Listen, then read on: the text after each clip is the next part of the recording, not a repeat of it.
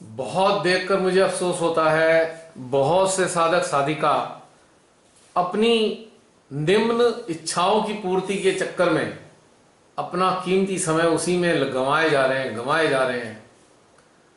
और ये काल आ गया, ये काल आ गया। देखो चारों तरफ हो क्या रहा है, ध्यान से। इसी चक्कर में ये काल आ गया है, समय व्यर्थ हो गया और अब संभावना ही नहीं दिखाई दे रही है कि कब जान छूटेगी इससे। अब ये नहीं पता ये षड्यंत्र कितने साल चलाने वाले हैं, आगे तक चलाएंगे, कब तक चलाएंगे पता ही नहीं। इनके षड्यंत्र तो रात दिन बढ़ते ही जाएंगे, विस्फोट होंगे एक तरीके से। लाखों लोग काल कबलित हो जाएंगे, लाखों की संख्या में। तो जाना तो सबने है, कम से कम तैयारी तो कर लें एटलीस्ट। कोई आज जाएगा, कोई कल जाएगा, कोई नहीं भी जाएगा इस काल में। जो श्रीमाताई जिसको चाहेंगी वो नहीं भी जाएगा, कह नहीं सकते इस बारे में कुछ भी। It is so uncertain. पृथ्वी पर कई बार एक्सटिंक्शन हुए हैं, mass extinction of human body, यानी कि ग्रॉस लेवल पे कई बार एक्सटिंक्शन हुए हैं, बड़े बड़े स्तर पे। लाखों लोग काल कबलित हुए। अब वर्ल्ड वार हुए थे तो कहा जाता है 7.5-8 करोड़ लोग मारे गए थे वर्ल्ड वार में। तो भी ऐसा हाई टाइम रहा होगा, अब ये फिर इस रूप में हाई टाइम आया है। सबको सचेत होना चाहिए। लेकिन बस एक बात की रिक्वेस्ट है, कभी ना डरें। भय का कोई स्थान नहीं है जागृति के आगे। या तो जागृति होगी या फिर भय होगा, दोनों में से एक ही चीज होगी। जो जागृत है वो भयभीत नहीं हो सकता, और जो भयभीत है वो जागृत नहीं हो सकता। ये बात अच्छे से समझना होगा। और ये हमारी चॉइस है, कि हम मां को बड़ा माने या इस टटपूंजिए से वायरस को बड़ा माने। ये हमारी चॉइस है। इस वायरस की औकात क्या है? ये तो बेचारा कब से हमारे पास रहा है। मुझे तो लगता है इसने तो कुछ किया ही नहीं है। ये बदमाशी सारी मनुष्यों की है। इन्होंने कुछ ऐसी ड्रामेबाजी की है, इसका नाम बदनाम कर दिया। ये तो हमारे साथ लाखों वर्षों से है, हमारे साथ में। जब से हम बने हैं तब से हमारे साथ रह रहा है, कोई नया तो है नहीं है। कुछ गड़बड़ करी है, खैर इसका नाम बदनाम हो रहा है। हम तो एक साधारण सी बात कहना चाह रहे हैं, इतने छोटे से वायरस की क्या औकात है मानव के आगे और मां के आगे। लोग मां को इस वायरस के चक्कर में ही भूल गए, थर थर कांप रहे हैं डर के मारे। अरे क्या हो गया भाई? क्योंकि माइंड एंटेंगल हो गया है, माइंड में फंस गए, अटैच हो गए माइंड के अंदर। जो चारों तरफ मीडिया दिखा रही है उसमें बुरी तरह अटैच हो गए और डरने लगे हैं। बड़े अफसोस की बात है। अरे मैं मान भी लूं कि भाई जाने का समय आ गया है, तो डरने की क्या बात है? वो तो जाना तो पहले भी था, पहले से ही सुनिश्चित है। तो डर का त्याग करना होगा और मानवता की सेवा करने के लिए जो बन पड़े, जो कर सके, जैसे भी, बिना डरे। वह गब्बर सिंह का डायलॉग है ना, जो डर गया सो मर गया।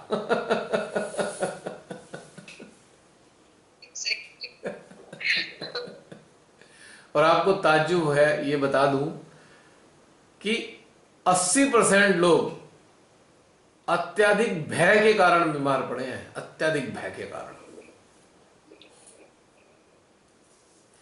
अब देखिए मेरे पास कई फोन आते हैं, भैया भैया वो बहुत बड़ा सहजी था, गहरा सहजी था। अरे वो तो इन्फेक्टेड हो गया है, उसकी तो हालत खराब है। भैया वो तो इतना अच्छा सहजी था, उसे ऐसा क्यों हो गया? क्या जवाब दूं? मैंने कहा भाई मां आदि शक्ति से पूछ ले ऐसा क्यों हो गया है, मैं क्या बताऊं? मुझे क्या मालूम उसने क्या किया ऐसा। और क्यों हुआ है भाई, ये तो उसका सारा जवाब तो मां आदि शक्ति के अलावा कोई दे नहीं सकता। बोले कैसे पूछूं? मगर ध्यान में जा, सेंट्रल हार्ट में उतर और पूछ उनसे, मां वो फला फला सहजी को क्या हो गया?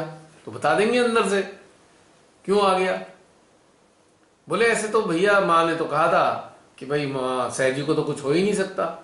मैंने कहा हाँ, मां ने तो कोई ऐसी चीज बात बोली ही नहीं जो असत्य हो। तो बोले फिर माँ वो ऐसी स्थिति में कैसे आ गया, इतना गहरा है। मैंने उससे पूछा अच्छा ये बता तुझे कैसे पता वो कितनी गहराई है। बोले नहीं वो तो बहुत काम करता है, रियलाइजेशन बहुत देता रहा और उसने तो इतना काम किया, ये भी कर रखा है वो भी। मैं कहा अच्छा उसके नजदीक हो तुम? हाँ मैं नजदीक हूं, अच्छे से जानते हो? हाँ। मैं कहा बस ये बता दो वो शू बीटिंग करता है? हाँ जी। बंधन लगाता है? हाँ जी। मैंने कहा तो फिर वो तो डरा हुआ सहजी है, वो निर्विकल्प में नहीं आया है अभी। जिसके हाथ में जूता है और जो बंधन लगाने की रिक्वेस्ट करता है तो निर्विकल्प अवस्था को प्राप्त नहीं हुआ है निश्चित रूप से। और श्रीमाता ही बता ही चुकी हैं लास्ट जजमेंट का टाइम जब आएगा तो जो निर्विकल्प नहीं होंगे उनको शरीर छोड़ के जाना पड़ेगा। उनकी चेतना के लिए मैं मदद नहीं कर पाऊंगी, यानी कि चेतना उन्नत नहीं हो पाई और जीवात्मा को शरीर छोड़ना पड़ गया तो इवॉल्व आगे उत्क्रांति के लिए कोई रास्ता नहीं बचा है। मुझे लगता है श्रीमाता के मुताबिक पता नहीं आगे चांस मिलेगा नहीं मिलेगा, मुझे मालूम नहीं है कि माँ ने जो कहा है वो उसकी गहराई क्या है, लेकिन थोड़ा बहुत समझ में आया है कि शायद हमारी जीवात्माओं को दोबारा मौका नहीं मिलेगा शरीर धारण करने का, ताकि हम दोबारा इवॉल्व होने की प्रक्रिया में आ सके। आई डू नॉट नो पर आई फील सो। माँ ने जो कहा है उसका मैं ना तो विश्लेषण कर सकता ना मैं उस पर कोई टिप्पणी कर सकता, पर मेरी जो चेतना महसूस करती है वो ये करती है यदि हम इवॉल्व हुए बगैर, रिडिम्पशन प्राप्त किए बगैर, मुक्त अवस्था प्राप्त किए बगैर शरीर को त्याग दिया हमने यदि, तो हमारी जीवात्मा को आगे शायद शरीर ना मिले, इवॉल्व होने का मौका ना मिले हमें। This is a very very serious matter.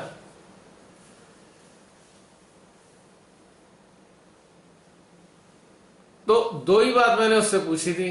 मैंने कहा भैया वो जूता पट्टी करता है? हाँ जी। बंधन लगाता है? हाँ जी। तो मैंने कहा बस निर्विकल्प नहीं है वो। इसी चीज से पता लग जाएगा कौन निर्विकल्प है कौन नहीं है। अब कोई मेरी ये बातें सुन के बहुत से सहजी कहेंगे बिल्कुल गलत बात बता रहे हो, श्रीमाता ही ने तो कहा है बंधन लगाओ, श्रीमाता ही ने तो कहा है जूता मारो।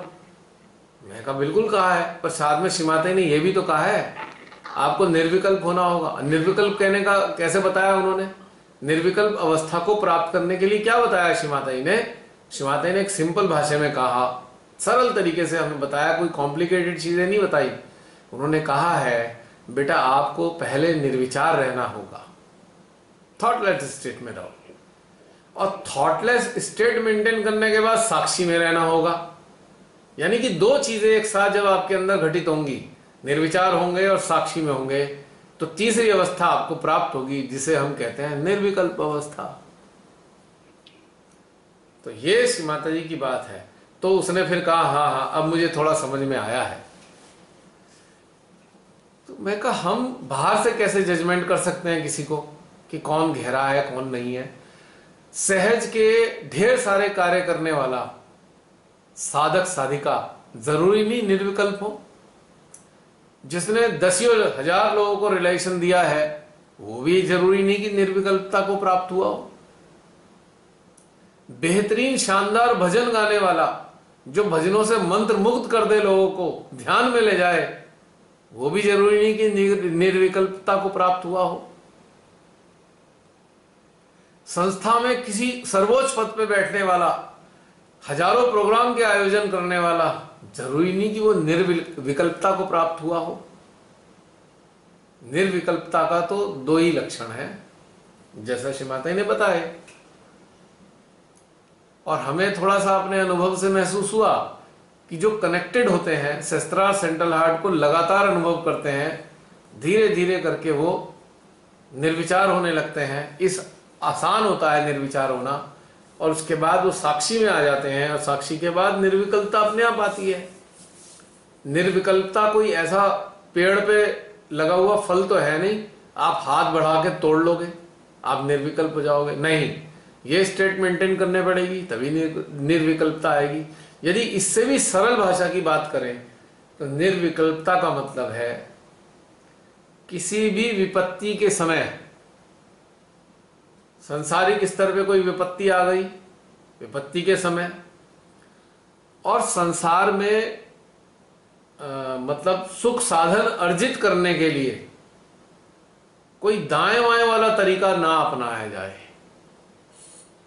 मतलब ट्रिक या गलत तरीका उन्नत होने के लिए। और दोनों ही कंडीशन में, यानी कि विपत्ति में ट्रिकबाजी ना की जाए बचने के लिए, और उन्नत होने के लिए कोई नाजायज तरीका ना अपनाया जाए सांसारिक स्तर पर उन्नत होने के लिए, और केवल अपने आप को, अपने हर चीज को श्री माता जी के हवाले कर दिया जाए कि ठीक है मां, किसी ने मान लीजिए आपके ऊपर हत्या का आरोप लगा दिया, आपने हत्या कर दी है किसी की, आपने की नहीं है और सारे सबूत आपके खिलाफ है कि भाई ये सारे सबूत ये कह रहे हैं कि आप हत्या के दोषी हो। उस इतनी विपरीत परिस्थिति में भी आपको शांति से धैर्य रखना है, और मां तो जानती है आपने कुछ नहीं किया, आप भी जानते हो आपने कुछ नहीं किया, तो उससे बचने के लिए कोई भी झूठ फरेब का, ट्रिक का सहारा नहीं लेना है। इसे हम कहते हैं सरेंडर होना, और ये निर्विकल्पता की ही निशानी है कि अपने को बचाने के लिए हम जबरदस्ती का ऐसा झूठ फरेब नहीं कर रहे हैं, भाई ऐसा झूठ फरेब जिससे किसी की हानि हो जाए। मैं इसको भी क्लैरिफाई कर रहा हूं। छोटी मोटी चीजें बहुत सी ऐसी होती हैं, जो कोई बहुत हमारे साथ गलत कर रहा होता है, हमारे पास एक छोटा मोटा रास्ता होता है, हम उसे अपना सकते हैं, लेकिन ऐसा रास्ता अपनाकर जिससे दूसरों की हानि हो, अपने बचने के लिए, ये निर्विकल्पता की स्थिति नहीं है। वहां पे हमें सरेंडर करना है और हमें छोड़ देना है कि मां आप देख लेना। और ऐसे ही सांसारिक स्तर पे सुख साधन अर्जित करने के लिए हमें किसी की गर्दन काट के सुख साधन अर्जित नहीं करने हैं, किसी की लाश पर पांव रखकर हमें सुख साधन अर्जित नहीं करने हैं, जैसे कि ये हमारा आज का सत्ताधारी महादुष्ट हासिल कर रहा है। ऐसे हमें नहीं करना है, छोड़ देना है, अपनी ईमानदारी से मेहनत करनी है और अपनी लगन रखनी है, ईमानदारी रखनी है। मेहनत, लगन और ईमानदारी से जो भी अर्जित हो उसमें संतुष्ट रहना है और मां पे आगे छोड़ देना है। मैंने देखा है बहुत से लोग ट्रिकबाजी खेलते हैं, झूठ फरेब कर देंगे, इवन सहजियों से ही धोखा दे देंगे। मेरे को ध्यान है एक सहजी ने, एक हमारे अंकल जी हैं बेचारों के, बहुत सारे पैसे मार लिए, कई लाख रुपए, ये कहकर कि मैं आपको अच्छा ब्याज दिला दूंगा। कई लाख रुपए मार लिए उनके, 17-18 लाख। और बेचारे बुजुर्ग आदमी, वही साधन था उनके पास, और एक सहजी ने ही कांड किया, ये खा गया पैसे सारे। तो क्या आप समझते हो ऐसे सहजी का कल्याण हो जाएगा? सोचिए आप। तो ये क्या है?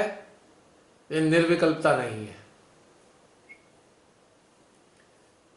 आप सबके संपर्क में भी ऐसे बहुत से लोग होंगे जो आपसे पैसा लेके भाग गए, झूठ बोल बोल के पैसा ले लिया मदद करने के लिए, और उसके बाद 1 रुपया भी देने को तैयार नहीं, मुड़ के वापस नहीं देखते। अब श्री माता इसके बारे में भी ऑलरेडी कह चुकी हैं, भैया तुम्हें तो बहुत मुसीबत कर ली तुमने अपनी, बहुत मुसीबत में पड़ोगे, पर मां उन्हें समझ में नहीं आ रहा है। तो ये भी निर्विकल्पता की श्रेणी में नहीं है। या बहुत से लोग हैं सहयोग का इस्तेमाल कर रहे हैं धन अर्जित करने के लिए, सहजियों का इस्तेमाल कर रहे हैं धन अर्जित करने के लिए, श्री माता जी की फोटो का इस्तेमाल कर रहे हैं धन अर्जित करने के लिए, श्री माता जी के वीडियो को चला चलाकर पैसे कमा रहे हैं। ये भी निर्विकल्प नहीं है, काल कवलित होंगे, बहुत कष्ट भोगेंगे, बहुत सारे। तो ये सब निर्विकल्पता की श्रेणी में नहीं आते हैं। ये तो दोबारा थोड़ा सा दोहराना चाहूंगा, भयानक विपत्तियों में भी अपने बचाव के लिए गलत कार्य का इस्तेमाल ना करें जिससे दूसरे को हानि हो। अपने भौतिक साधनों को प्राप्त करने के लिए भी किसी को नुकसान ना पहुंचाए, क्षति ना पहुंचाए, तब आप और श्री माता जी पे छोड़ें। क्योंकि जब उन्होंने जीवन दिया है तो जीवन को संचालित करने की व्यवस्था भी वही कराएंगी। धैर्य रखें, समय आने पे तब आप हम कह सकते हैं हाँ ये सहजी निर्विकल्प है। और डर के मारे बंधन ना लगाएं और घबराकर जूता पिट्टी ना करना शुरू कर दें और कर्म कांड में ना फंस जाएं डर के मारे, हाय मर गया मेरे अंदर, घर में जो है नकारात्मकता आ गई, ये हो गया वो हो गया। वो उस जमाने में ठीक था, शुरुआती दौर में कई साल पहले ठीक था, अब नहीं है ठीक है। इसका मतलब आप निर्विकल्प हो नहीं। और ये सारे कर्म कांड, ये सारी टेक्निक, ये सारे विकल्प हैं, ये सारे विकल्प हैं। निर्विकल्पता को आपको दे नहीं सकते। यू कैन नॉट गेट निर्विकल्पता out of doing all such things. निर्विकल्पता तो वो है, आप सुबह से लेकर रात तक हर स्थिति में मां के ध्यान में रहें। ध्यान में भले ही ना बैठें पर ध्यानस्थ रहें। उसी ध्यानस्थ अवस्था में काम धंधा करते रहें, अपने सारे संसारिक जीवनों के कार्य संपन्न करें। यही निर्विकल्पता है, ये भी निर्विकल्पता की स्थिति है। भय और निर्विकल्पता दोनों के अपोजिट हैं। जो भयभीत है वो निर्विकल्प नहीं है, जो लालच में पड़ा हुआ है वो भी निर्विकल्प नहीं है, जो मोहग्रस्त है वो भी निर्विकल्प नहीं है।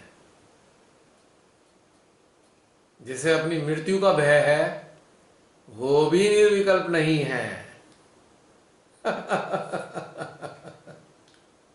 सीधी सच्ची बात है हमारी तो, जो हमें समझ आई है अंदर से। अब बहुत सारे सहजी मेरी बातों को सुन के अपने आप को फंसा हुआ महसूस करेंगे, हाय भगवान कितनी बुरी तरह हम फंसे हुए हैं। हम तो सोचते थे हम तो अच्छे स्तर पे जा रहे हैं, पर ये क्या, ये सारी चीजें हमारे अंदर अभी भी हैं। तो चिंता ना करें, आज ये पता लग गया ना ये सारी चीजें हैं, समर्पण करने की आदत डालिए, करना शुरू कर दीजिए एक एक करके सब चीजों का समर्पण। छूट जाएंगे कुछ ही दिनों में। पर पता लग गया ना, तब तक पता नहीं था, तो आज पता लग गया ना, आज से छोड़ दीजिए, कोई दिक्कत नहीं है। एक साधक साधिका अमरत्व को पा लेते हैं, वो मरते कभी नहीं है। मरता तो शरीर है, और शरीर से लगाव नहीं होता, अटैचमेंट नहीं है, निर्विकल्प है ना, तो शरीर से भी कोई लगाव नहीं है। शरीर को वाहन समझकर उसकी देखभाल तो करेंगे, अच्छे से देखभाल करेंगे शरीर की, जैसे एक व्हीकल की करते हैं, मेंटेनेंस चाहिए व्हीकल को, सब करेंगे। पर उस व्हीकल से अटैच नहीं हो जाएंगे कि अगर उस पर 2 स्क्रैच पड़ गई तो पता लगा पूरे दिन उदास हैं, आज स्क्रैच लग गई, दुखी आत्मा बन के घूमेंगे। ये अटैचमेंट के कारण होता है। अरे शरीर बीमार हो गया तो क्या हो गया, हो जाएगा ठीक, और नहीं भी ठीक होगा तो मर जाएगा, इससे ज्यादा और क्या होगा शरीर का। आप थोड़ी मर जाओगे, शरीर ही तो मरेगा। और डर किसको लग रहा है, जो शरीर से बहुत ज्यादा अटैच है, उसे ही तो डर लग रहा है कि शरीर चला जाएगा, ये मेरा बच्चा है, उसके बाद क्या होगा मेरा, मैं बच्चे का कैसे ध्यान रखूंगा, बच्चे से मोह है। और ये भी याद नहीं आ रहा वो बच्चा तेरा कहां है, जिसने उसे जन्म दिया है वो तो बच्चा उसका है, तेरे जाने के बाद वो बच्चे को वो ही संभाल लेगा, उसका अपना प्रारब्ध है बच्चे का, जैसा बच्चे का प्रारब्ध है उसके हिसाब से उसका जीवन होगा। तू डरा डरा क्यों मरा जा रहा है, कभी अपने धन के चक्कर में, कभी अपने शरीर के चक्कर में, कभी अपने बच्चे के चक्कर में क्यों मरा जा रहा है, कभी अपने रिश्ते के चक्कर में। ये सारे विकल्प हैं, निर्विकल्प नहीं है। तो ये सारी चीजें वह निर्विकल्पता की श्रेणी से हटा देती हैं हमें।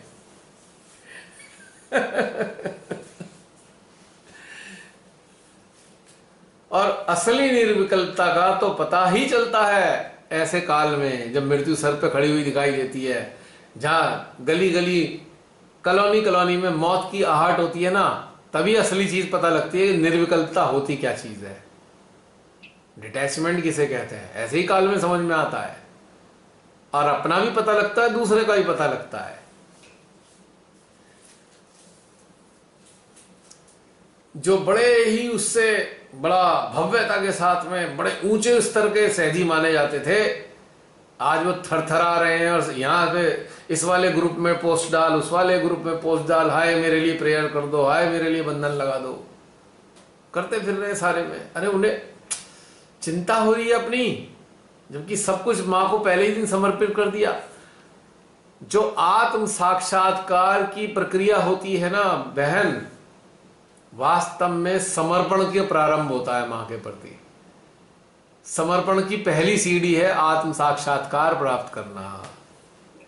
समर्पण की दूसरी सीढ़ी है अपनी आत्मा का जागरण करना। समर्पण की तीसरी सीढ़ी है अपने भीतर में परमात्मा को अनुभव करना। और समर्पण की चौथी सीढ़ी है मां को अपने अस्तित्व में महसूस करना। 4 स्टेज है समर्पण की, धीरे धीरे प्राप्त हो जाती हैं ये जाके समर्पण पूरा हो गया तो फिर डर किस बात का?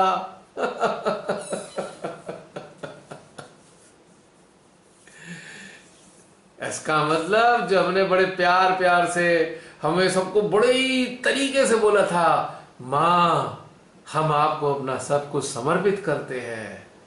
अब पता लगा ना समर्पित किया था कि नहीं किया था।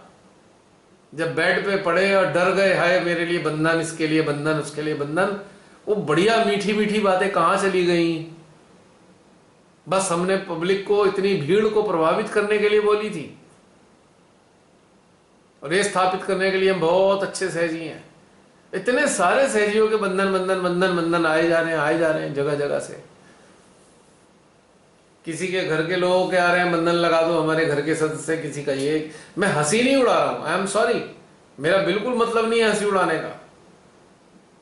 थोड़ा अफसोस होता है, इतने 20 साल 15 साल, इतने साल का लंबे समय श्री माता ने दिया और इतने लंबे काल में हमने अपनी आत्मा को, अपनी चेतना को उन्नत ही नहीं कर पाए। अभी तक शरीर से अटैच है।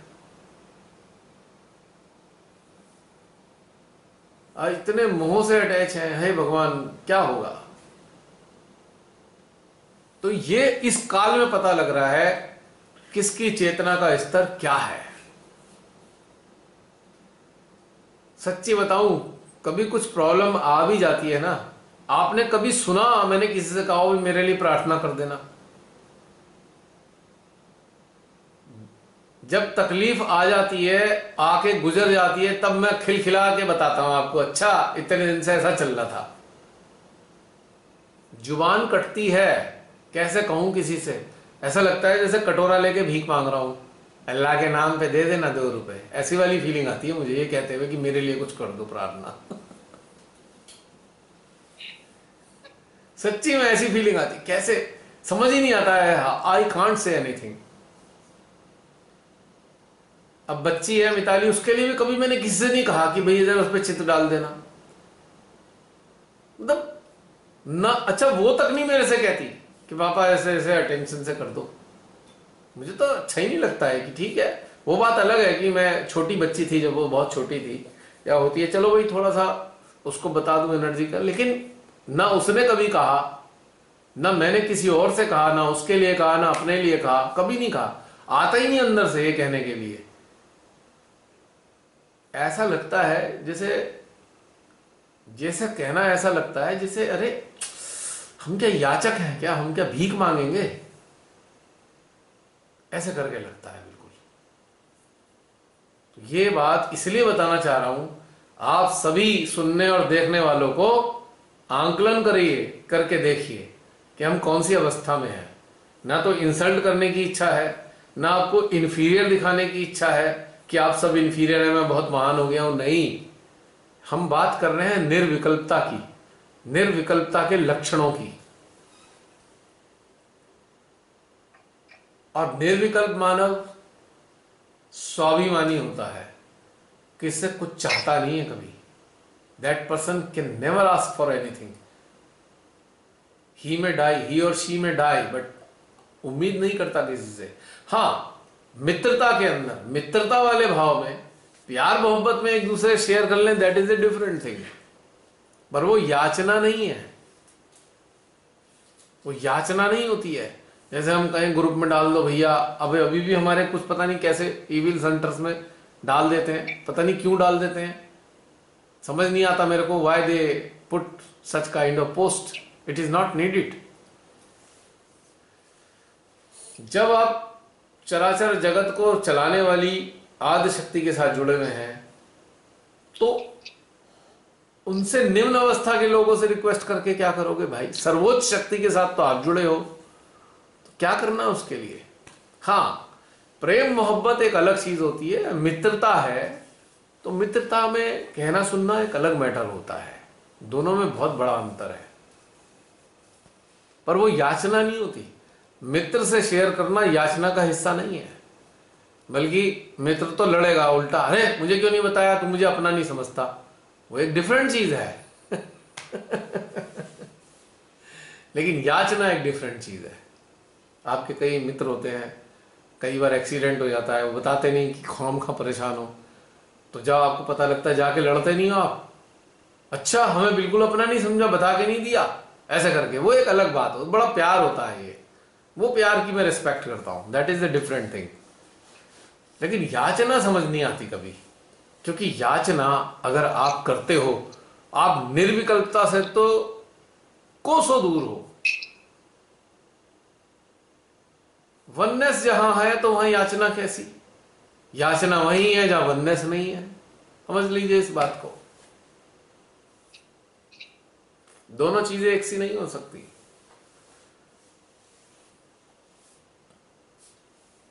और ये जो चारों तरफ लोग मरते हुए हम देख रहे हैं, मानवता पीड़ित हो रही है, हृदय में पीड़ा है, पर इससे भय उत्पन्न नहीं हो रहा है दिल में, हाय हम इनके स्थान पे होते तो क्या होते।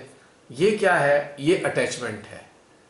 हमने अपने आप को किसी अस्पताल में बेड पे पड़े हुए देखा, महसूस किया, और ये महसूस किया कि हमारे को ऑक्सीजन नहीं मिल रही है, सिलेंडर नहीं मिल रहा है, और हमारे चेस्ट में कंजेशन है, हम महसूस कर रहे हैं, अब हम छटपटा रहे हैं, हाय हम इसकी जगह पड़े हुए हैं। तो ये भी एक अटैचमेंट है, ये साक्षी भाव में नहीं है, ये भी निर्विकल्पता नहीं है।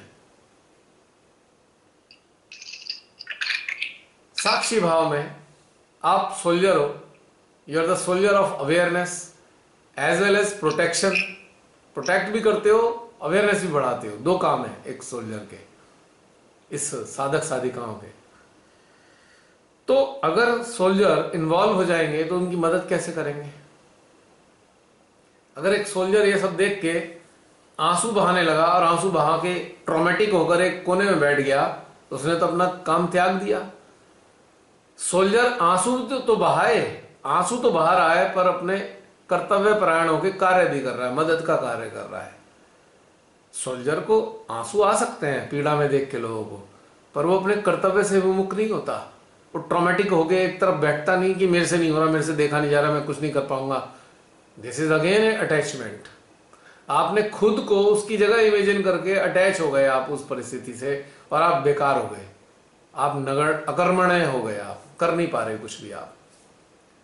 और सबसे पहले आपका डिस्कनेक्शन हो जाता है, खट से डिस्कनेक्शन, जहां इमोशन में फंसे आपका डिस्कनेक्शन हो गया इमीडिएटली।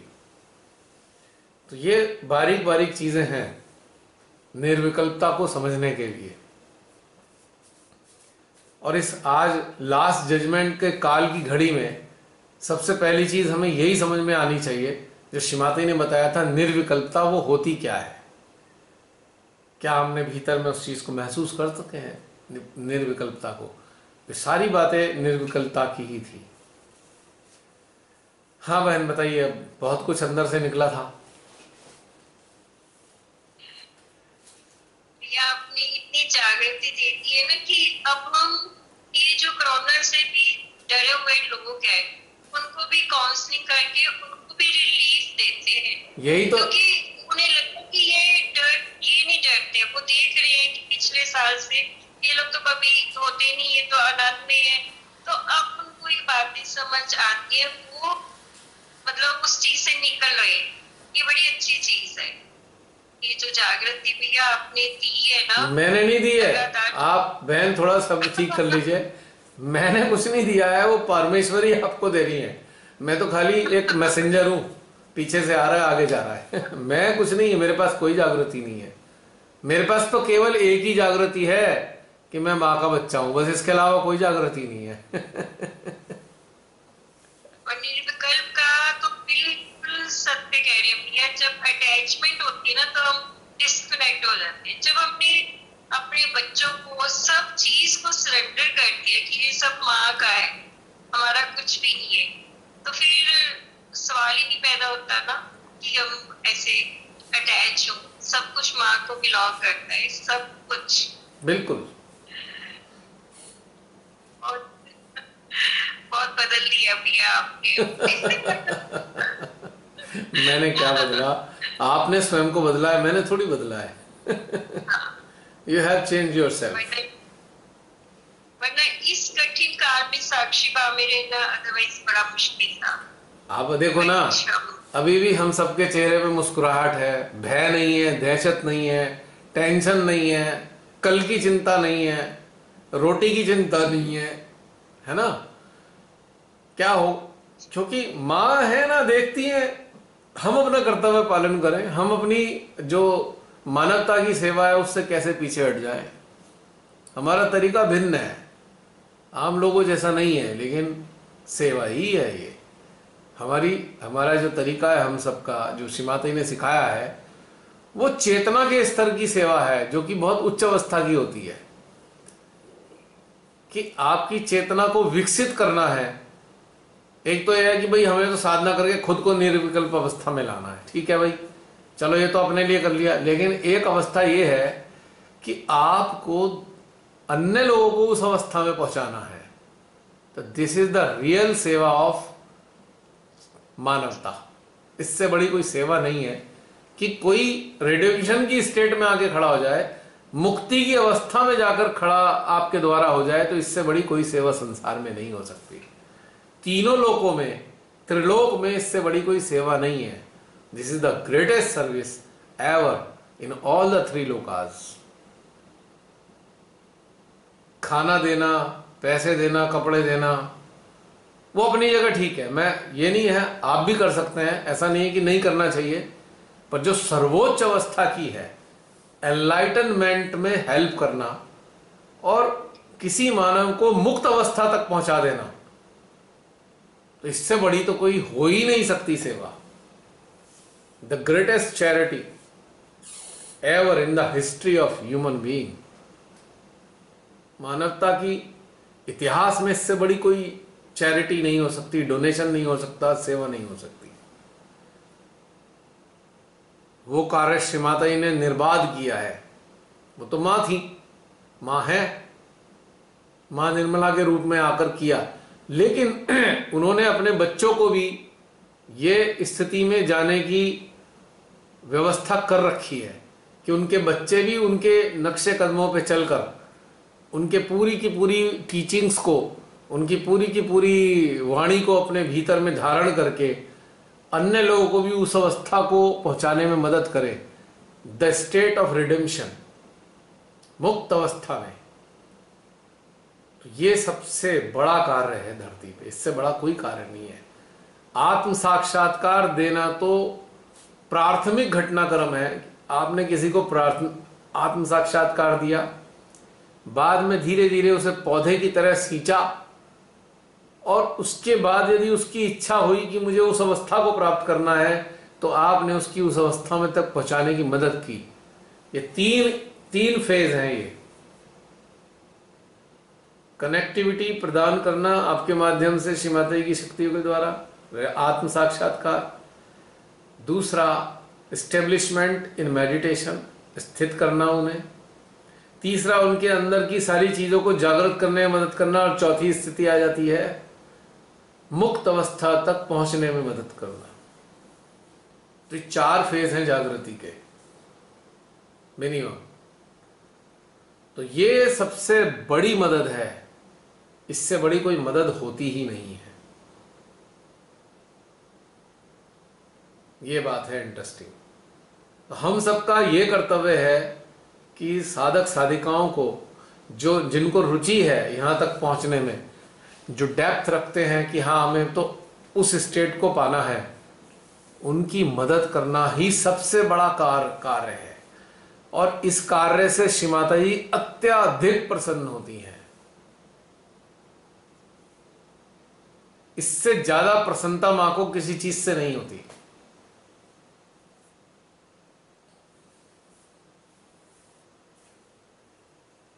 तो ये चीजें हमारे अंदर अगर हैं तो हम निर्विकल्प हैं।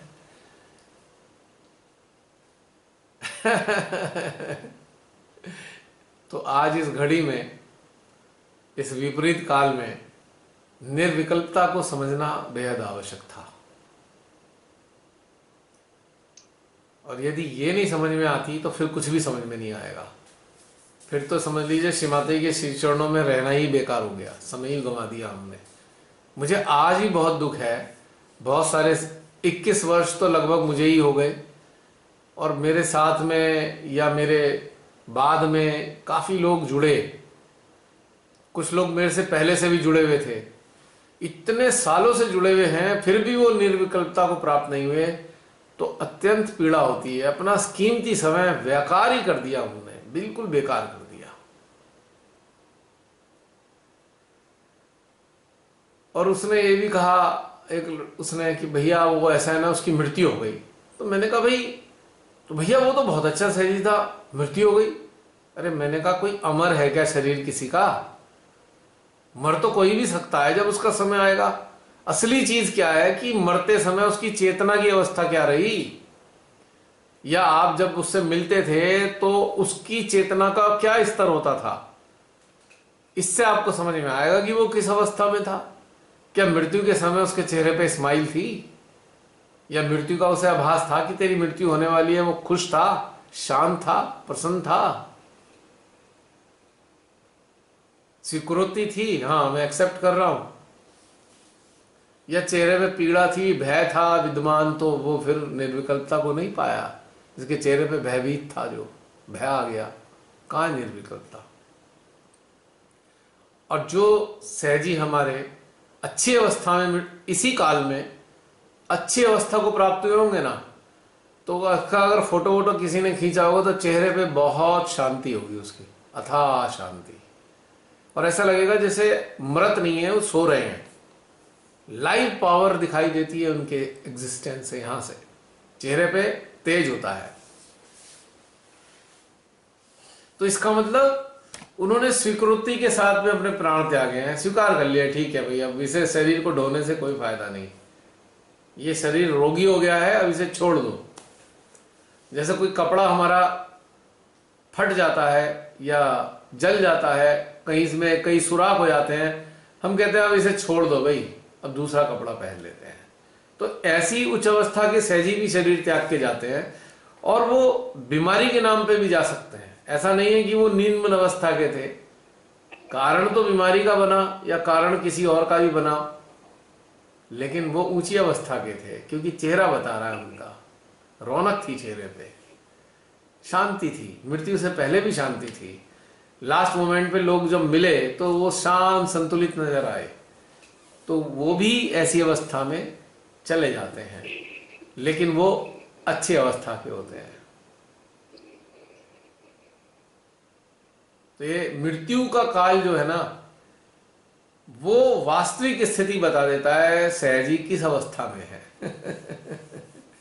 तो कहते हैं ना, मृत्यु की आहट ही जागृत इंसान का एहसास करा देती है कि जागृत है कि सुप्त है।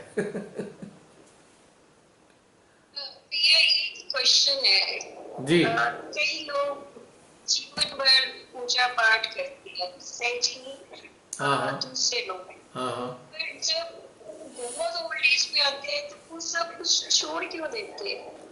बल्कि तब तो मुझे और उधर लगना चाहिए, क्योंकि उस समय क्योंकि उन्होंने सत्य को तो पाया नहीं है। तो वो जो सारा काम किया पूजा पाठ का, वो तो दूसरों को दिखाने में और लोगों पर शान दिखाने में चला गया। मैंने ये पूजा करी, अनुष्ठान करा, फला मंत्र बोला, ये फला फला फला, लेकिन उन्हें लगता है बेटा सब बेकार ही करा है मैंने ये। अब उनकी क्षमता खत्म हो जाती है, कनेक्शन तो मिलता नहीं उन्हें। तो उनकी जो व्रतियां वो उन पे हावी होने लगती हैं। आप कभी कभी 70-80 साल के बूढ़े को ये देखोगे, वो किसी संसारिक ऐसी चीज में चिपक ही जाता है वो गोंद की तरह। मान लो किसी को फिल्म देखने का शौक आ गया, वो पिक्चर ही देख रहा है, बुढ़ा आदमी 90 साल का, फिल्मों में उसे बड़ा मजा आ रहा है, क्योंकि उसने अपना समय गंवा रखा था, पूरे जीवन में उसने कुछ नहीं किया, ईश्वर के साथ में जुड़ने के नाम पे, लेकिन पूजा पाठ अर्चना करके लोगों के सामने दिखाया मैंने जागरण कराए, ये कराए, वो कराए, फला फला फला, रेपुटेशन बन गई जी, बड़ा धार्मिक आदमी है। उसकी सारे धर्म का पता जब चला, जब उसकी उम्र आई और जब उसे उसके अंदर अपने संसारिक वृत्तियां ज्यादा जाग गई, उसी में चिपक के रह गया, तो उसने कुछ पाया वाया नहीं है, सब ढोंग था, सब जीरो था। वो लोग समाज में अपनी स्थिति को बनाने के लिए सब नौटंकियां करते हैं, 100% बता रहा हूं मैं आपको। या लालच में करते हैं, मैं अपने घर में जगराता करा रहा हूं, देवी मां मेरे घर को धन धान्य से भर देना, पैसा, ब्राइबिंग, देवी देवताओं को रिश्वत दी जा रही है। आपने सुना होगा जी, अमिताभ बच्चन जी सिद्धि विनायक चले गए और वहां पे ये गरीबों को खाना बांट दिया और बड़ी 4 घंटे की पूजा करी। तो ये क्या, ये तो व्यापारी हैं, इनको कौन सा, इन्होंने धर्म मर्म, उनके साथ भगवान से कोई लेना देना थोड़ी है इनका, ऐसे लोगों का। अभी आपने देखा होगा अंबानी ने बड़ा भव्य प्रोग्राम करा अपने बेटे की शादी पे, उससे पहले गरीबों में खाना बांट रहा है, अपने हाथ से खड़े होकर दिखा रहा है, सब नौटंकी। और लुच्चा आदमी देश को खा गया। वैसे तो चैरिटी कर रहा है और वैसे लुच्चा आदमी देश को खा गया, इस धूर्त के साथ मिलकर पूरा देश को चाट मारा उसने, कर्जे में डुबो दिया हमारे देश को। ये धूर्त आदमी फॉरेन बैंक से पैसा ले लेके कर्जा बढ़ाता रहा और जो पैसा यहां आया, पब्लिक का जो पैसा था, वो ये लुटेरा लेके भाग गया। पता है आपको, 8 जेट, बड़े बड़े जेट में भारत के सारे बड़े कॉरपोरेट इंग्लैंड भाग गए हैं कल परसों में, सब भाग गए, अंबानी उमानी अडानी सब भाग गए यहां से। ये सीरम इंस्टीट्यूट का मालिक पूरन वाला, ये भी भाग गया है देश छोड़ के, सब भाग गए इंग्लैंड ही है। और अब इंग्लैंड ने बैन कर दिया यहां से जो एयर फ्लाइट्स हैं, बैन कर दी उसने। इन्हें पता था कि ये आज बंद कर देगा, इंग्लैंड बैन लगा देगा। पूरी दुनिया के सारे कंट्रियों ने भारत से फ्लाइट का आदान प्रदान बंद कर दिया है। अमेरिका ने बैन लगा दिया है, कोई ना आएगा ना जाएगा भारत से। और ये सारे कॉरपोरेट जिन्होंने पब्लिक का पैसा चूसा था, ये सारे इंग्लैंड भाग गए हैं आज की तारीख में। 8 बड़े बड़े जेट भरकर गए हैं इनके, ये पूरी फैमिलीज के साथ, मतलब पूरी फुल फैमिली के साथ भाग गए सारे, क्योंकि इन्हें पता है यहां पे कहर बरपेगा। इनके ही कर्म है ना सारे, इनके फैलाए हुए। यहां मरेंगे लोग लाखों की संख्या में, भाग चुके यहां से ये भगोड़े कहीं के। आज ही मैं न्यूज देख रहा था कि सारे कारपोरेट भाग गए हैं। और जो वैक्सीन बनाने वाला था ना, ये पुणे वाला वैक्सीन सीरम इंस्टीट्यूट का मालिक, जो वैक्सीन बना रहा था, ये भी भाग गया। अब पब्लिक में ये था कि आज की तारीख, आज से ना ये वैक्सीन लगाएंगे छोटे बच्चों को भी, 18 साल से लेके 45। अब ये वैक्सीन बनाने वाला ही भाग गया। अब कौन बनाएगा वैक्सीन? अब ये कह रहे हैं नहीं अभी नहीं लगाते, अभी वैक्सीन उपलब्ध नहीं हो रही है। यानी कि इसका मतलब आज मैं बता रहा हूं आप सबको, बहुत भयानक स्थिति आने वाली है भारत में। शायद 10 दिन में आ जाए, 15 दिन में जाए अगले, क्योंकि ये पहली बार भागे हैं सारे मिलके एक साथ। इन्हें पता है यहां पे बहुत भयंकर तरीके से वायरस फैलेगा हिंदुस्तान में, और मैक्सिमम लोग मुंबई रहते हैं, मैक्सिमम लोग। इसका मतलब मुंबई में कांड होने वाला है कोई आगे, या चारों तरफ भारत में। ये इतने जो बहुत पैसे वाले होते हैं, सबसे ज्यादा डरपोक होते हैं ये तो सारे में खबरें हैं। अंबानी पूरे परिवार समेत भाग गया है, कुछ बड़ा कांड होने वाला है भारत में। जितने कॉर्पोरेट थे सब भाग गए। वो बता रहे थे न्यूज में, ये कौन बता रहा था, मैंने अभी देखी थी चैनल वाला, 8 जेट बड़े वाले बोइंग, इनमें भर के सारे कॉर्पोरेट भाग गए हैं यहां से। आधी मुंबई के सेलिब्रिटीज चले गए, सेलिब्रिटीज आधे से ज्यादा चले गए इंग्लैंड। और ये गुपचुप तरीके से हुआ है, बाद में पता लगा सबका ये भग गए हैं।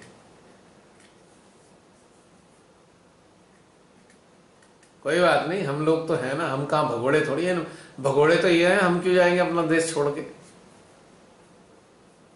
लेकिन मन में चोर है ना, इसलिए भाग गई। उन्हें पता है हमने क्या क्या हुआ है। और एक रहस्य की हमारी बात खैर। बता दूं, ये कितना ही भाग गए होंगे ये लुच्चे लोग, लूट लूट के हमारे देश को।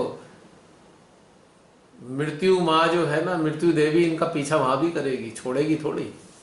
इनके कर्म, इनके कर्म इन्हें छोड़ेंगे नहीं कहीं भी। जितने भी भगोड़े हैं, मैं ये नहीं कह रहा सारे लोग गलत भागे हैं, बट डर के मारे ही भाग गए कुछ लोग तो। लेकिन जिन्होंने हमारे देश को लूटा है, बचेंगे नहीं वो भी, फंसेंगे कहीं ना कहीं, किसी ना किसी इस कष्ट में नहीं फंसेंगे, किसी दूसरे कष्ट में फंसेंगे। फंसना तो अपनी किस्मत में इन्होंने लिखा दिया। ये तो भैया देश के जो प्रधान है, जिनके सर पर वो प्रधान बने हुए हैं, फिर तो उसका भी तो खेल खत्म। किसका? बिल्कुल देश के बिल्कुल हमारे बिल्कुल बिल्कुल, सबका गया। और अभी बंगाल ये में थी। और ये जो पूरन वाला है, ये जो सीरम इंस्टीट्यूट का मालिक था, जो वैक्सीन बना रहा था, कोवैक्सीन या बायो, ये कौन सी कोविडशील्ड है, ये जो है ना, वहां पे इसने अपने उसमें लिखा कि मैं सारी बातें अगर बता दूं तो मुझे मार देंगे ये लोग। कौन लोग मारेंगे ये नहीं बताया, क्या बातें हैं वो ये नहीं बताई। कुछ ऐसा हुआ है, कोई चीज खुलने जा रही है इनकी, उससे पहले ही भग गया ये। यहाँ तो भैया उन्हें लग रहा है कि मोदी जी नहीं रहेंगे अब, मतलब सत्ता में, या तो इसलिए। मुझे पूरे चांस हैं जेल में डालने की खतरा होगा, कि ये जो हालत हो रही है ना, मोदी रिजाइन का वो चल रहा है, ट्रेंड कर रहा है। हाँ, तो 1 घंटे के अंदर करोड़ों लोगों ने कह दिया मोदी को हटाओ सत्ता से, तो उन्हें ये लगा होगा ये भाग, इसको हटाने वाले हैं, इसको मोदी को, इसलिए भग गए होंगे। क्योंकि उन्हें पता है जो हमने घोटाले किए हैं हमें जेल में पहुंचा देंगे, ये विद फैमिली भागे हैं। हाँ, ये तो किसी के नहीं बनते, उनके लिए तो सब दुश्मन जो इख्तियार कर लेते। तो उन्हें ये एहसास हो रहा है कि हो गया कांड इसका, मोदी का अब शायद। बंगाल में भी कहते बुरी तरह आपको मैं बता दूं, हमारे मेरठ शहर में जो हम जाते थे, जगह जगह पुलिस वाले खड़े होकर चालान वसूलते थे, एक भी पुलिस वाला सड़क पे नहीं दिखाई दे रहा। मैं इतने 2-3 दिन से घूम रहा हूं, सड़क पे ही नहीं है पुलिस वाले, गायब हो गए। प्रियंका बता रही थी, कल प्रियंका बता रही थी कि ना 6 बजे की बंदी होती है, 4 बजे बंद करने आ गए तो लोगों ने पुलिस वालों को ही मारपीट कर दी।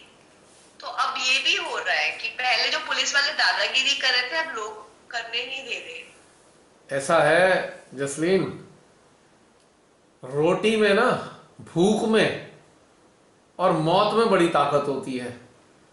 जो पब्लिक ये स्वीकार करके बैठ गई कि भैया हम तो मरेंगे पर हम इन्हें भी नहीं छोड़ेंगे, तो उनसे ज्यादा शक्तिशाली कोई नहीं होता। और भूख में बड़ी ताकत है, भूख बहुत शक्तिशाली है। भूखा इंसान अपने पेट भरने के लिए कुछ भी कर सकता है। तो ये बात सबको पता है, प्रशासन को भी पता है, पुलिस को भी। हमारे यहां तो पता नहीं गधे के सिर के, घोड़े के सिर के सींग की उसकी तरह से गायब हो गए सारे। पुलिस वाले ही नहीं है, हर जगह रहते थे वहां पे, हर जगह पैसे वसूलते थे। जो बाहर की गाड़ियां आती थी दूसरे प्रदेशों की, उनसे पैसे लेकर ही भेजते थे आगे। आगे एक जगह है, चौक है, वहां से एक भी पुलिस वाला नहीं है शहर में। कहां गए पता नहीं। क्या रीजन हो सकता है? मुझे इसका रीजन ये है बहन, सड़कों पे लोग अस्पतालों के बाहर ऑक्सीजन सिलेंडर ले लेके बैठे हैं, चारों तरफ मौत का मंजर है। यहां भी, दिल्ली में तो है ही। तो पुलिस वालों को ये लग गया पब्लिक के बीच में रहोगे तुम भी फंस जाओगे, इन्फेक्शन लग जाएगा तुम्हें, इसलिए लगता है भग गए। अच्छा, ये वाला तो ऑल ओवर आजकल तो आजकल हमारे मेरठ में तो रामराज हो गया है, कहीं भी जाओ कोई कहने सुनने वाला, टोकने वाला नहीं बचा। पब्लिक ही चला रही है शहर को, पब्लिक ही चला रही है सब कुछ। देखो अब देखो, ये तो है। हॉस्पिटल कोई मदद नहीं कर रहे, पब्लिक के लोग ही ऑक्सीजन ढूंढ ढूंढ के ला रहे हैं, भरवा भरवा के लोग की मदद भी कर रहे हैं, अपने परिवारों का भी कर रहे हैं। दवाइयां सारी गायब हो गई हैं, दवाइयां मिली नहीं रही हैं केमिस्ट के यहाँ, काला बाजारी चरम सीमा में पहुंच गई है। मतलब मैं तो 2-3 दिन से देख रहा हूं पुलिस वाले गए कहां। मेरे जो जहाँ पे मुझे अपने फैक्ट्री जाना होता है, वहां पे हमेशा कोने पे परमानेंट बैठे रहते थे, परमानेंट पोस्ट थी उनकी। आज गायब है, दिख नहीं रहा एक भी जना सड़क पे। अब योगी ने कह के लगा दिया सख्ती करो 3 दिन। अब सख्ती कहां से करो, कोई पुलिस वाला हो तो सख्ती करे। कल मैंने, आपने देखा, मैंने एक बारात डाली थी, एक बारात जा रही है। अब बताओ कोई पुलिस वाला होता तो जाने देता बारात को? सड़क पे बारात जा रही है, can you imagine in this state? ऐसी अवस्था में जहां बैंकेट हॉल में 50 जनों से ऊपर नहीं जा सकते, कुछ नहीं कर सकते, यहाँ बारातें सड़क पे जा रही हैं, उनमें कम से कम 100-150 लोग थे सारे मिलके। भाई बैंड वाले भी हैं, गाना गाने वाले भी, ठेला है, यानी कि पूरा ऐसे जैसे नॉर्मल माहौल हो। कमाल हो गया भाई। और मैं फल लेने गया था, जब मैंने ये देखा, मैंने कहा यार मैं तो इसे शूट करूं पहले, अपनी गाड़ी रोककर मैंने शूट किया पहले सीन। पर साथ में इसलिए भी शूट किया मैंने, दूसरा पक्ष दिखाने के लिए। एक तरफ मौत दरवाजे पे खड़ी है, दूसरी तरफ जिंदगी अपने रास्ते जा रही है। देखो इंटरेस्टिंग बात। तो ये प्रकृति के सिद्धांत समझो, एक तरफ मौत आ रही है तो दूसरी तरफ जिंदगी चल रही है आगे। ये समझो, बिना डरे जीवन जियो। जब आएगी, जिसकी आएगी उसे जाना ही होगा, और जिसकी नहीं आई है क्यों टेंशन में ले, मजा करना चाहिए। और बराती, उसमें काफी सारे बराती एक साथ इकट्ठे होकर, किसी ने भी मास्क नहीं लगा रखा था, मुझे दिखाई नहीं दिया मास्क, और डांस कर रहे थे सारे मिलके। मैं कहा ये हैं जीदार लोग, कोरोना इन जैसे से ही हारता है। यहाँ भी कोई बरातों में पूरी वगैरह सब बंद हो गई है, 20 लोगों के साथ करने लग गए। आप हमारे देखो ना, शहर कितना निडर हो गया हमारा शहर। मेरठ तो वैसे भी निडर लोगों का ही है। तो ये कारण पता है क्या है? कारण ये है, पुलिस वालों में भय। सबसे ज्यादा ड्यूटी उनकी है, स्वास्थ्य कर्मियों की ड्यूटी है, भय व्याप्त हो गया। और एक पुलिस वाले की, मैंने एक वीडियो देखा था मुजफ्फरनगर का, एक पुलिस वाले की वाइफ को कोई पानी तक नहीं मिला। वो पुलिस वाला योगी को इतनी गंदी गंदी गालियां दे रहा था मीडिया के सामने, इतनी गंदी गाली दी है योगी को उसने, उसकी वाइफ मर गई बेचारे की, उसे ना तो सहायता मिली। वो कह रही थी वो पानी, प्यास से मर गई, वो पानी नहीं दिया इन दुष्टों ने, इतनी गालियां दी है उसने। इंस्पेक्टर था वो। तो सोचो जरा, इंस्पेक्टर को पता है कि मैं मुख्यमंत्री को गाली दे रहा हूं, तो उसके अंदर क्या चल रहा होगा, और वो कितना खतरनाक होगा उस वक्त। उसका बस चलेगा तो कत्ल भी कर देगा ऐसे लोगों का। अरे अभी तो बहुत बुरा चल रहा है। जैसे कल एक वीडियो देख रही थी, यंग लड़की थी, उसके हस्बैंड की हॉस्पिटल में डेथ हुई। कहती 2 घंटे पहले बात हो रही है, फिर फोन आ गया कि वो डेथ हो गई। कहती नॉर्मल आदमी कैसी डेथ हो सकती है, ऑक्सीजन बराबर है, आदमी बात कर रहा है चलते चलते। तो इस तरीके से मतलब लोग बहुत गुस्से में है। अस्पतालों में मैंने एक वीडियो देखी, गुरु तेग बहादुर हॉस्पिटल दिल्ली का, 25-30 लोग इकट्ठे थे, उनके पेशेंट लापता हैं, 25-30 पेशेंट गायब हैं। कह रहे हैं अभी तो हम मिलके गए थे 2 घंटे पहले, हैं कहां, हमारे पेशेंट नहीं मिल रहे। बहुत धांधली है वहां पे। तो वो बॉडीज खोल रहे थे, वही गुरु तेग बहादुर जी की, वहां पे तो वो बता रहे देखो खून से लथपथ है ये बॉडीज। कोई कोविड सोचो, अब ये मानव अंग निकालना और उसकी तस्करी करने में मामूली आदमी तो नहीं शामिल होंगे ना।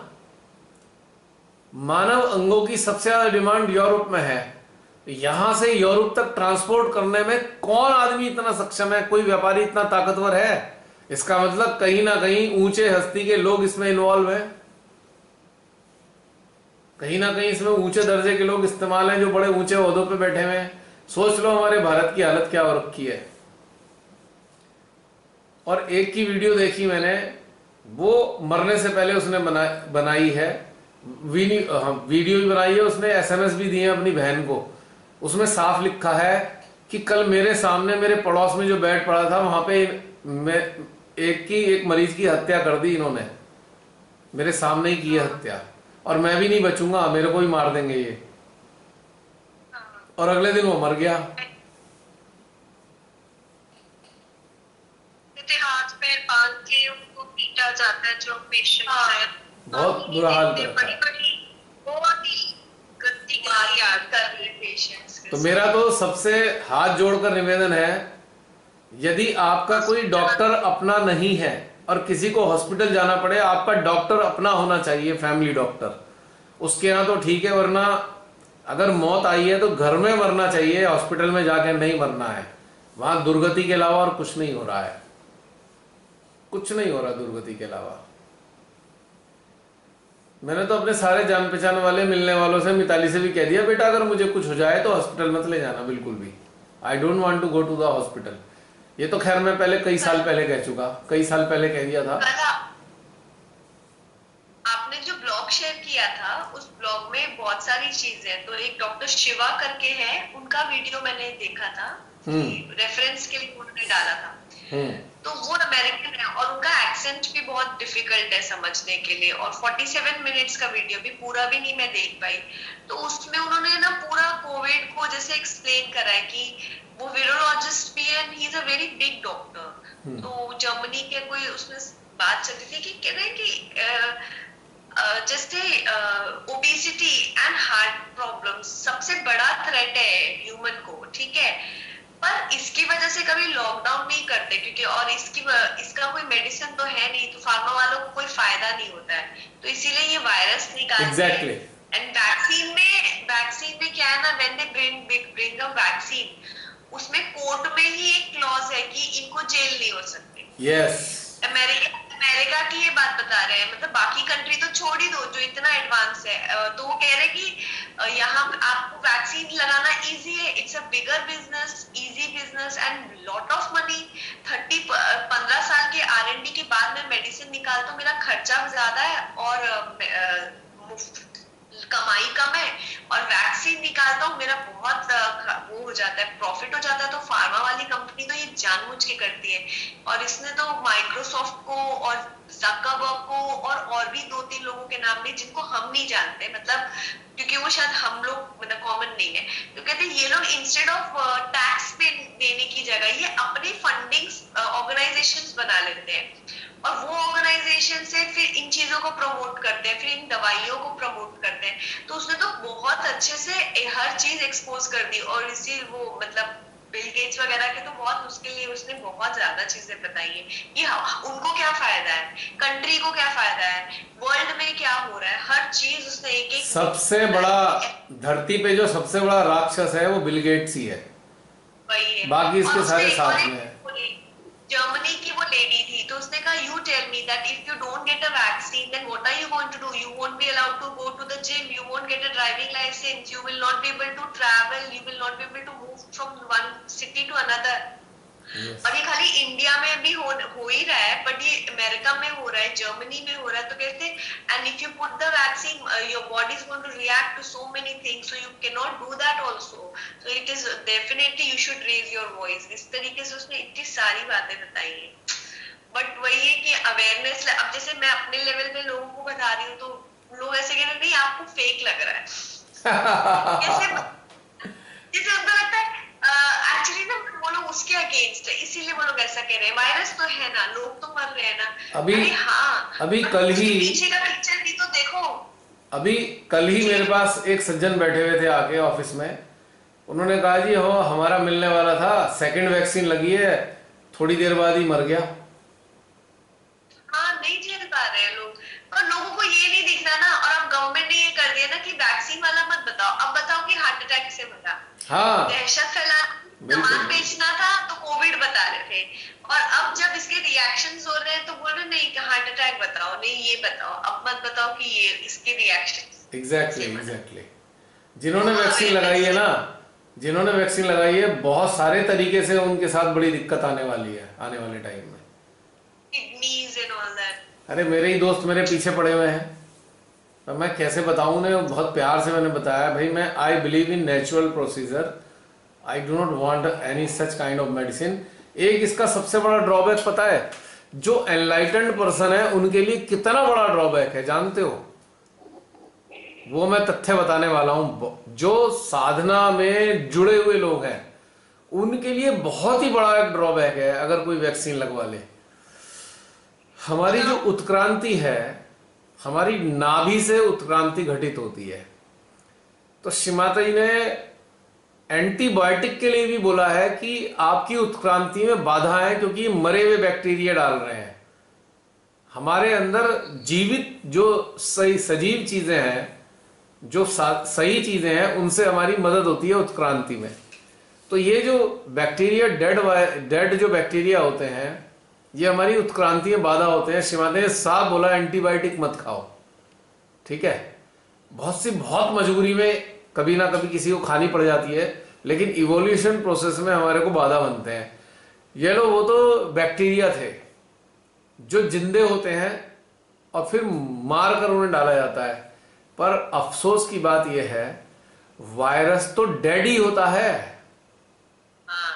वायरस तो जिंदा ही नहीं होता, वो तो डेड है, एक एसिड है, डेड एसिड है।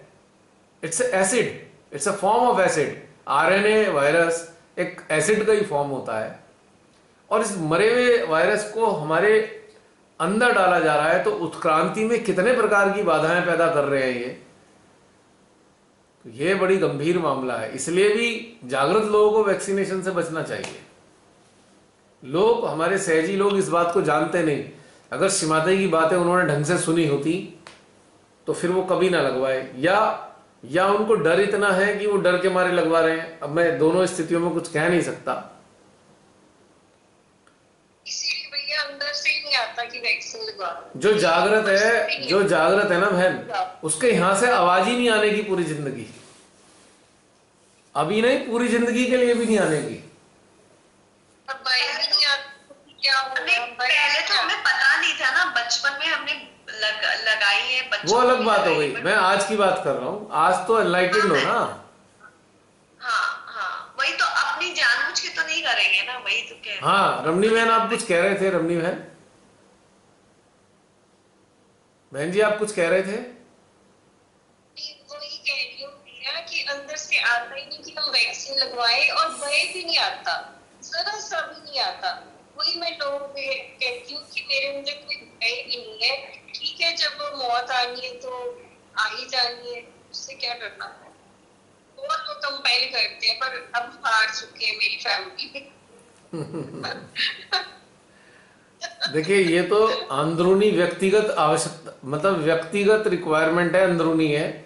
और मैं सबसे एक बात कहता हूं, कोई वैक्सीन लगवाना चाहता है या नहीं लगवाना चाहता है, सबको रिस्पेक्ट करनी चाहिए एक दूसरे की फीलिंग की। क्योंकि मैंने अपने आर्टिकल में भी लिखा है, भाई जिसको बहुत डर लग रहा है वो लगवा लो, वरना पूरी जिंदगी दहशत में रहेंगे, हमने वैक्सीन नहीं लगवाई, वैक्सीन नहीं लगवाई, वैक्सीन नहीं लगवाई। और जिसे डर नहीं है, जिसकी अंतरात्मा कह ही नहीं रही, उसे कभी नहीं लगवानी चाहिए, कभी नहीं लगवानी चाहिए। क्योंकि हमारा अंदरूनी सिस्टम उसके लिए तैयार नहीं है। और बहुत से लोग बहुत डरे हुए हैं, तो उनका अंदरूनी सिस्टम ऐसी अवस्था में है कि वो लगवाएंगे अगर नहीं तो वो वैसे ही मर जाएंगे, बिना लगवाए, डर के मारे ही मर जाएंगे कि हमने वैक्सीन नहीं लगवाई, हमारे को ये हो जाएगा, वो जाएगा, वो जाएगा। तो ये दोनों ही मनोवस्था है। आर्टिकल में अपने लिखा मैंने, इसलिए दोनों अवस्थाओं की स्थिति में। और आपने अगर पढ़ा हो तो उसमें एक्सप्लेन किया है कि भाई वैक्सीन लगवाने से क्या होगा हमारे अंदरूनी सिस्टम में। अब वो सबकी मर्जी है, मैं तो किसी से मना भी नहीं करता कि मत लगवाओ। भाई तुम देखो तुम्हारी अंदर से आवाज क्या आ रही है, वरना मुझे सब दोष दे देंगे आपने मना कर दिया। या अपनी मर्जी से देखो अंदर से क्या आती है। मैं मना नहीं करता हूं, मैं अपने लिए कह सकता हूं I do not want to, but I cannot नॉट से कि आप मत लगवाओ, आप मत लगवाओ, आप मत लगवाओ। ना मैं ये कह सकता लगवा लो, ना मैं ये कह सकता मत लगवाओ। अपनी अंदर की आवाज पे चलो, क्योंकि हम सबका जो अंतःकरण है उसी हिसाब से हमें आवाज आती है, हम उसी हिसाब से चलते हैं बस। जो लगवाते हैं उनका जवाब होता है कि ये आफ्टर ऑल लंग्स को प्रोटेक्ट करती है। मतलब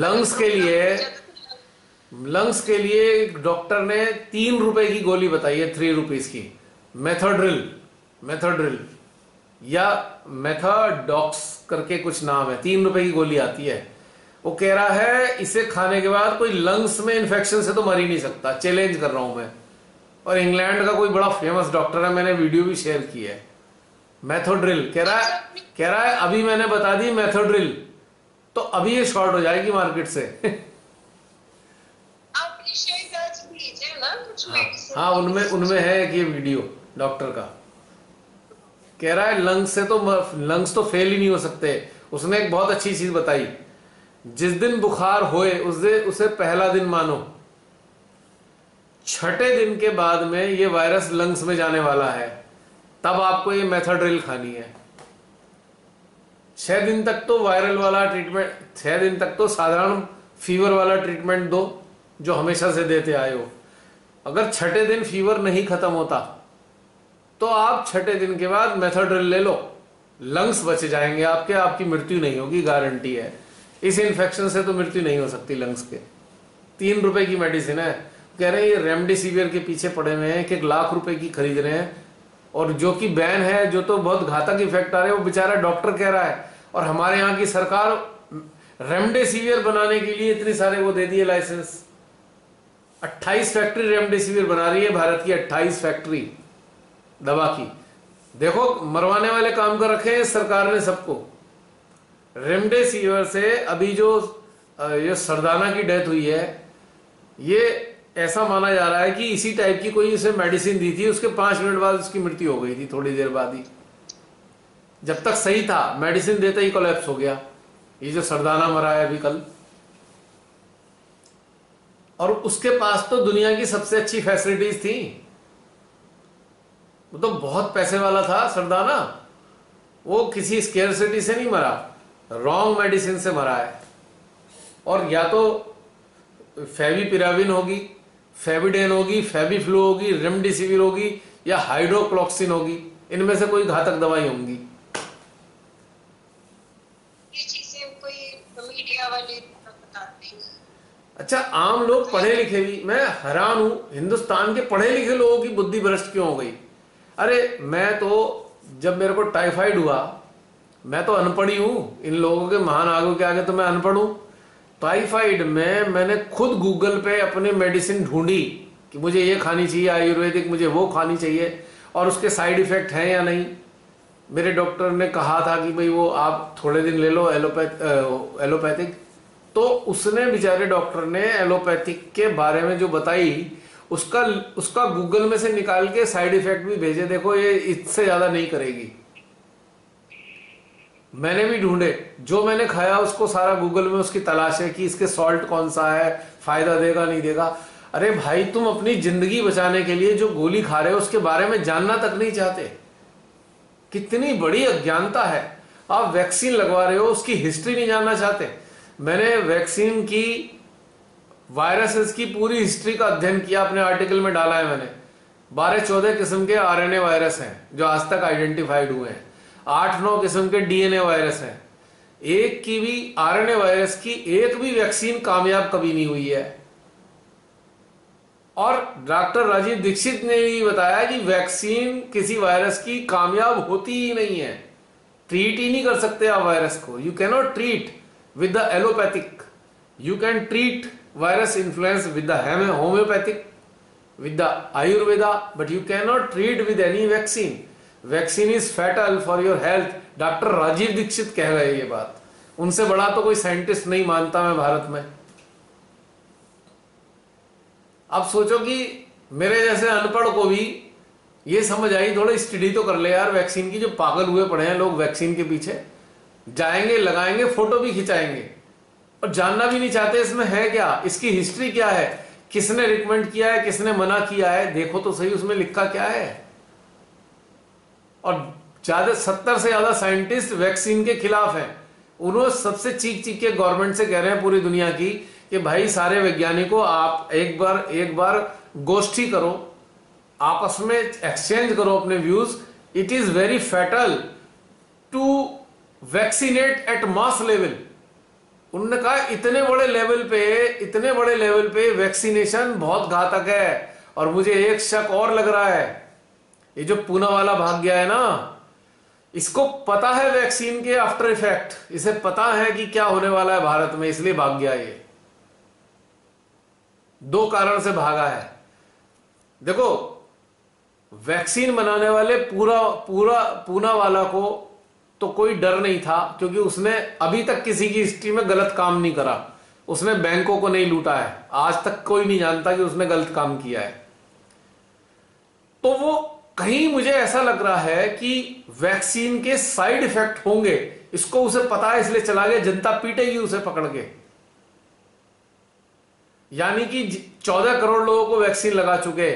14 करोड़ लोगों को वैक्सीन के बाद अगर उनके साइड इफेक्ट आने शुरू हुए, जरा सोचो कितनी भयानक स्थिति होगी। इसलिए शायद ना चला गया वो, आज ही गया है वो, कल गया है, कल पुणे वाला। और आपको एक बात बता दूं, मुंबई से दिल्ली तक के प्राइवेट जेट वालों ने पता है कितने पैसे लिए हैं? 15 लाख रुपए फ्लाइट के, एक आदमी के। प्राइवेट जेट ने 15 लाख रुपए चार्ज किए हैं। इसका मतलब something is very wrong going to happen in our country. तो कोई अपना सारा घर बार छोड़ के बिना इकट्ठे इतने लोग जा सकते। अंबानी ने तो दुनिया का सबसे बड़ा घर बनाया, इससे बड़ा घर ही नहीं है किसी का। अंबानी वो भी अपने अंटालिया को छोड़ के भाग गया।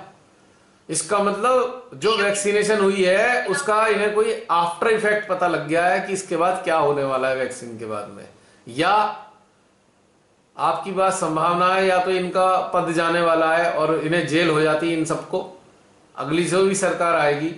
और मुझे एक शक और हो रहा है, कहीं ऐसा ना हो नेशनल गवर्नमेंट तैयार ना की जाए, नेशनल गवर्नमेंट ना तैयार की जाए सबको मिलाकर, जिसमें समाज सेवी भी होंगे, जिसमें बड़े अधिकारी भी होंगे, आईएएस भी होंगे, सभी लोग होंगे, जिसमें वो पॉलिटिकल पार्टी नहीं होगी।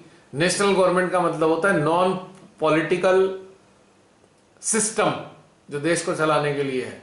और जैसे ये होगा, इन लुच्चों को तो फांसी ही होनी है ना, फिर लुटेरों को जिन्होंने किया है। हो सकता है ये भी कारण हो, ये इनकी सत्ता जाने वाली हो। दो ही कारण हो सकते हैं भागने के बहन, इस वैक्सीनेशन का भयानक इफेक्ट, या फिर इसके पदों का जाना। तीसरा कोई कारण मुझे नजर नहीं आ रहा है आज की तारीख में।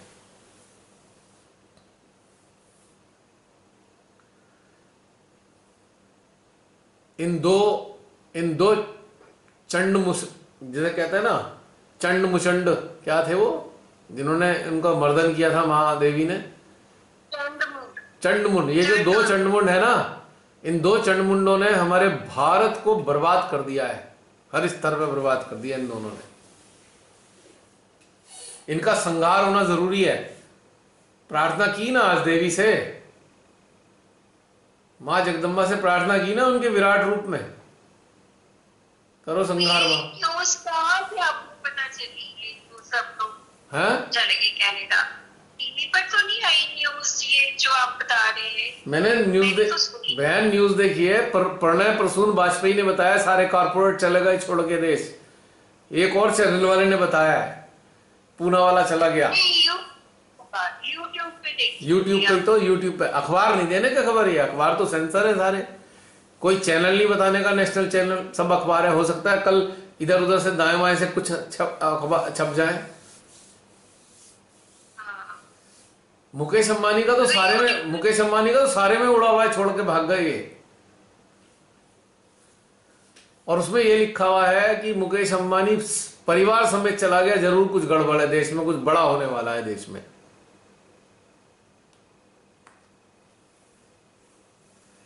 या तो ये लगता है अब आर्मी के हाथ में आने वाला है हमारा पूरा देश। एक तरीके से फिलहाल के लिए अच्छा है,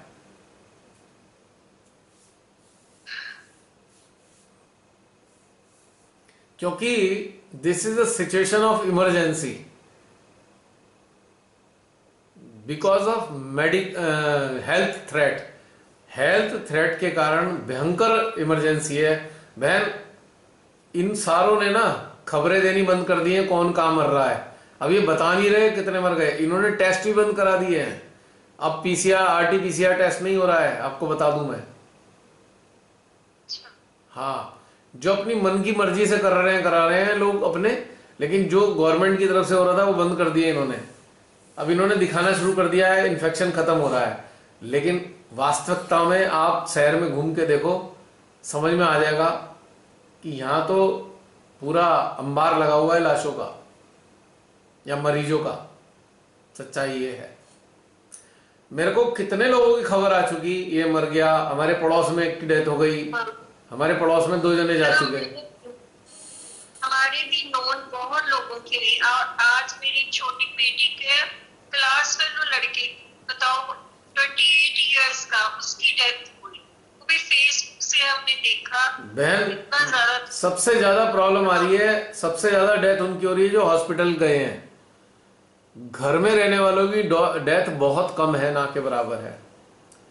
क्योंकि हॉस्पिटल में 2 तरीके से मारे जा रहे हैं। अगर वो सरकारी हॉस्पिटल में चले गए हैं तो कहीं ना कहीं वो मानव अंग निकालने वाला गैंग सक्रिय हो रहा है और उन्हें मार के दे रहा है कोरोना के नाम पे।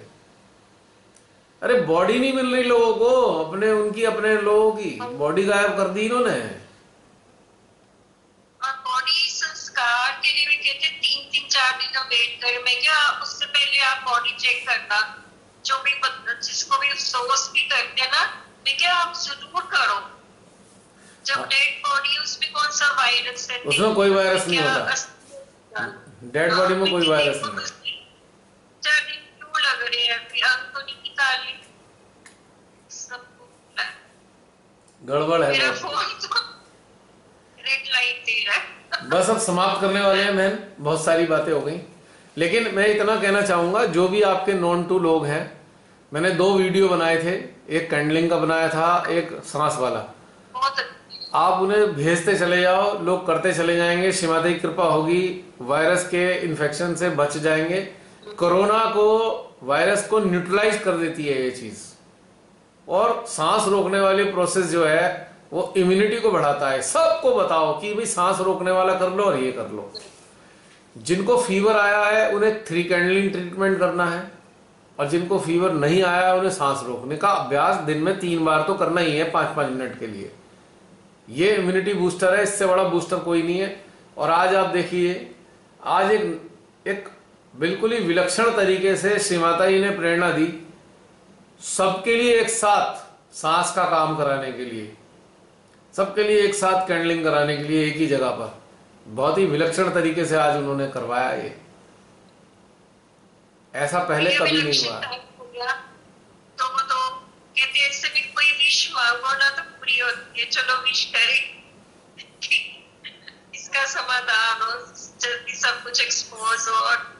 और इस प्रकार से अटेंशन वर्क भी कहीं नहीं हुआ है कभी दुनिया के किसी कोने में। कहीं होता ही नहीं भैया, कहीं नहीं होता। वो उनकी मर्जी है अंदर से। अब जो शुरू होता है तो अंदर से क्या प्रेरणा आती है मैं भी नहीं जानता। आई do not know what will be the next. क्योंकि कोई सोची सुलझी हुई तो कोई चीज है नहीं है कि हमने एक प्लान बनाया है उस हिसाब से ऐसा चलेगा। कौन सी हम चर्चा करेंगे, कौन से टॉपिक पे डिस्कशन होगा, कोई नहीं जानता। सब अपने आप से चल रहा है, धीरे धीरे धीरे धीरे अपने आप ही। कौन से डायरेक्शन में जाएं, क्या बातें करें, कौन सी चीजों पे हम आए, कौन से प्रश्न आंसर होंगे, कोई नहीं जानता। बस यही तो ब्यूटी है इस मेडिटेशन की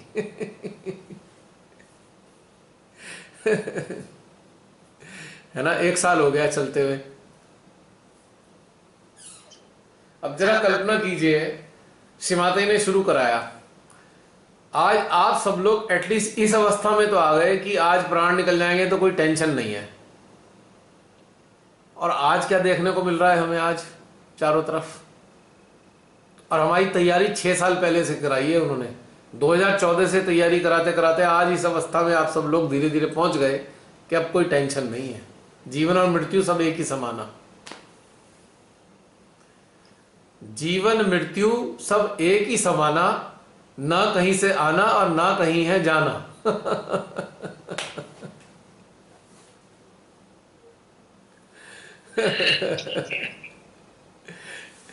और कोई 2 मिनट के लिए बात करना चाहे फिर समाप्त करते हैं। अभी तो काफी सारे लोग मौजूद हैं आज तो। हाँ जी, है कोई बात करना चाहते हैं या फिर समाप्त करें?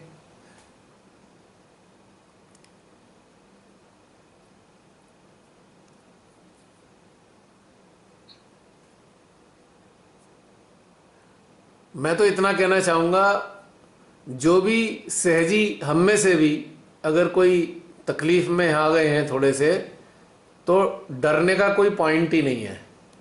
डरने का कोई पॉइंट नहीं है। श्री माता जी को अर्पित कर दें। जो भी अपना जीवन है वो जाने कैसे रखना है हमें। और सच्चाई तो ये है, पहले भी वही रखते थे हमारा ध्यान, भले ही हम माँ को जानते थे या नहीं जानते थे। भाई श्री माता जी के बारे में हमें मानसिक रूप से नहीं भी पता था, वो तब भी तो हमारा ध्यान रखती थी और आज भी ध्यान रख रही है। बस अब ये समझ में आ गया कि वही रखती थी पहले भी, तो अब तो पूरी तरह छोड़ देना चाहिए अपने आप को। कोई टेंशन की बात नहीं है। राइट? समाप्त करें बहन जी? जसलीन, हाँ जी, समाप्त करें अब? जैसे सबको ठीक लगे। ओके। जय श्री माता जी। जय श्री माता।